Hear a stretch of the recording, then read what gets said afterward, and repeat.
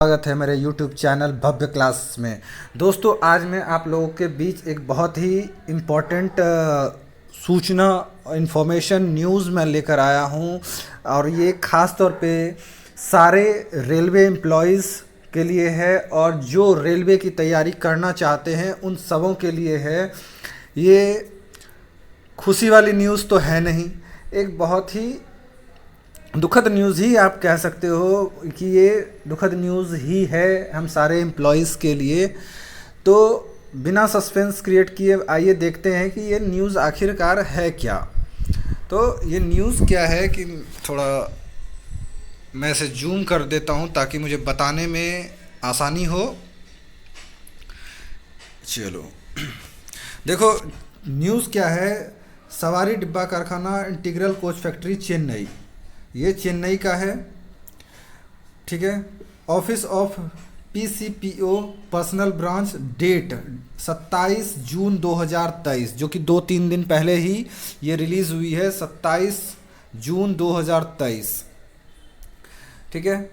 अब AC circular number 823 सब comprehensive transfer policy eligibility service condition for non gazetted employee for on inter railway request transfer. अब क्या है, सबसे पहली बात हम लोग ये देख लेते हैं कि ये इंटर रेलवे रिक्वेस्ट ट्रांसफ़र क्या है। जब कोई रेलवे एम्प्लॉई एक जोन से दूसरे जोन में, ठीक है, ट्रांसफ़र लेना चाहता है, वो भी ऑन रिक्वेस्ट, ठीक है, ऑन रिक्वेस्ट ट्रांसफ़र लेना चाहता है, तो उसके रिगार्डिंग क्या है, उसके लिए आपका जो है ये सर्कुलर जारी हुआ है। तो आइए देखते हैं और क्या क्या है इस सर्कुलर में। In terms of para 11 of boards letter number इतना dated 31/8/2015, in case of non gazetted railway employees no inter railway transfer request will be considered till completion of 5 years of joining railway.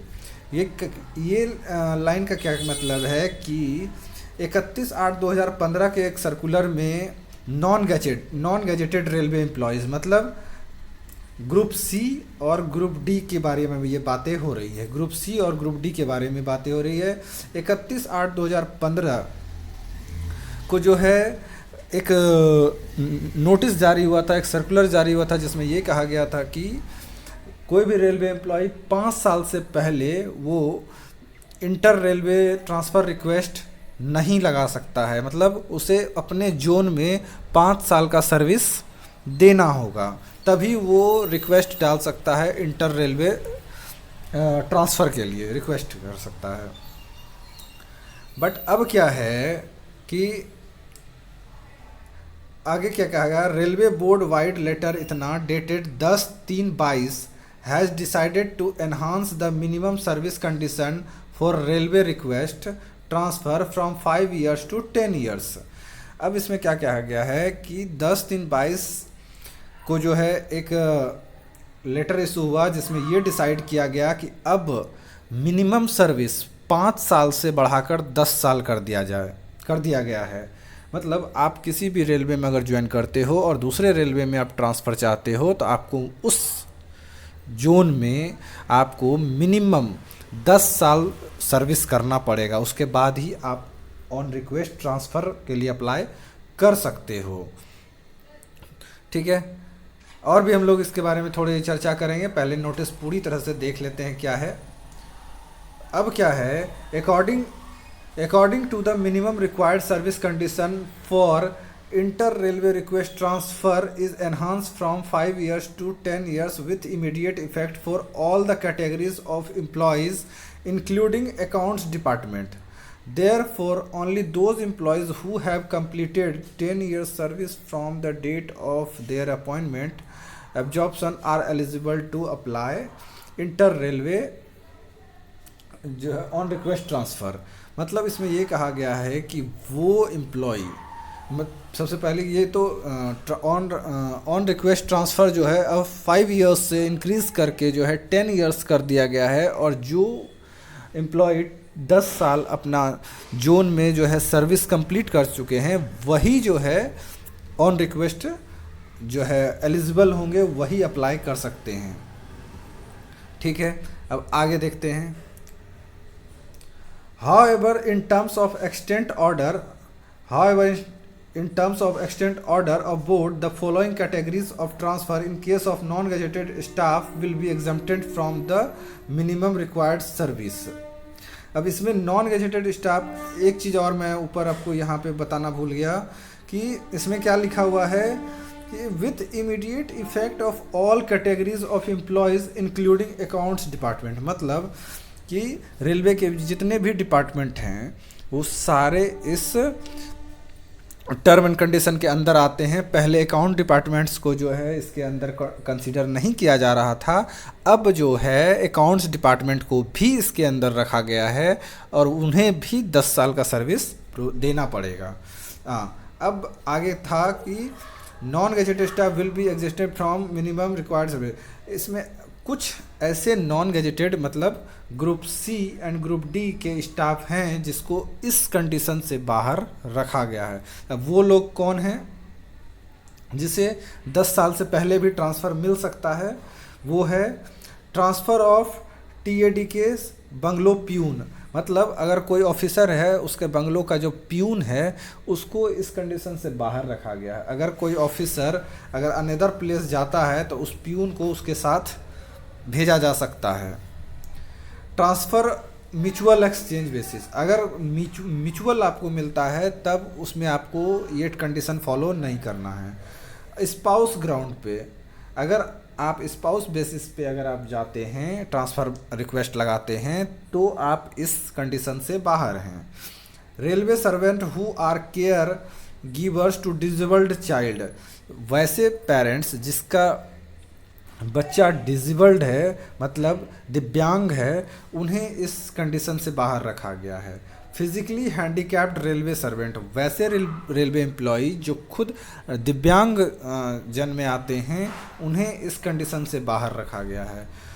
Window appointed on compensate ground, वैसे विधवा औरत जो कि अपने पति के जगह पे वो इस पोस्ट पे आई हुई है, ठीक है, उससे जो है इस टर्म एंड कंडीशन से बाहर रखा गया है। अब देखते हैं आगे क्या है। This is applicable to all employees except RPF staff who are governed by separate orders. ये सारे जो रूल्स हैं वो आरपीएफ को छोड़ के सभी पे लागू होता है और ये रूल आरपीएफ के लिए नहीं है। उसके लिए अगर मतलब सेपरेट ऑर्डर, उसके लिए अलग ऑर्डर इशू किया जाएगा और उसके लिए अलग ऑर्डर जो है इशू होता है, इसीलिए ये रेलवे आरपीएफ के ऊपर अप्लाई नहीं है। This has the approval of general manager, general manager का अप्रूवल से है। आप यहाँ पे देख पा रहे होंगे 27/6/2023 का डेट है, ठीक है। Senior personal officer WS for PCPO ICF, यहाँ से ये इशू हुआ है और चेन्नई डिवीज़न वालों के लिए है कि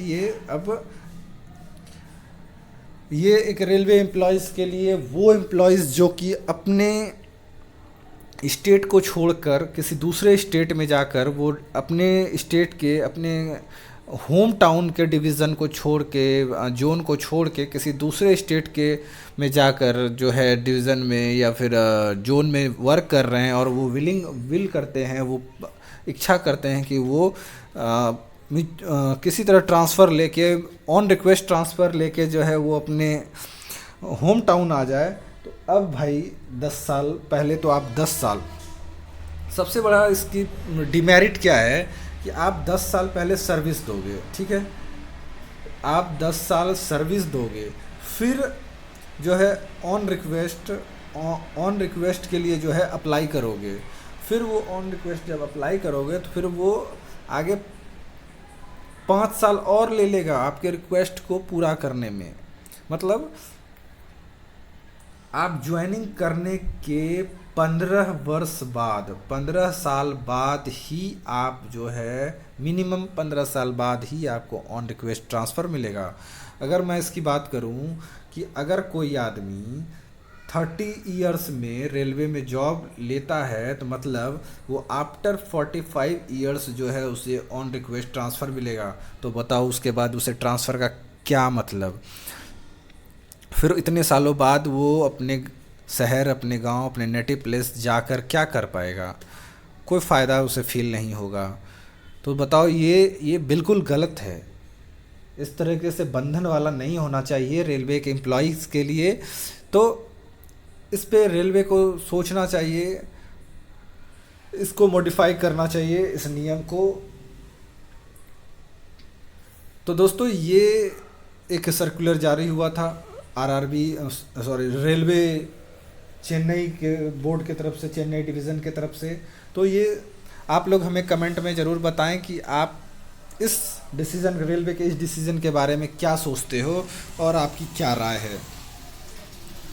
और हमारे इस चैनल को सब्सक्राइब ज़रूर करें, अपने दोस्तों के साथ शेयर ज़रूर करें और ढेर सारा प्यार ज़रूर दें। धन्यवाद आप लोगों का। मिलते हैं नेक्स्ट वीडियो में।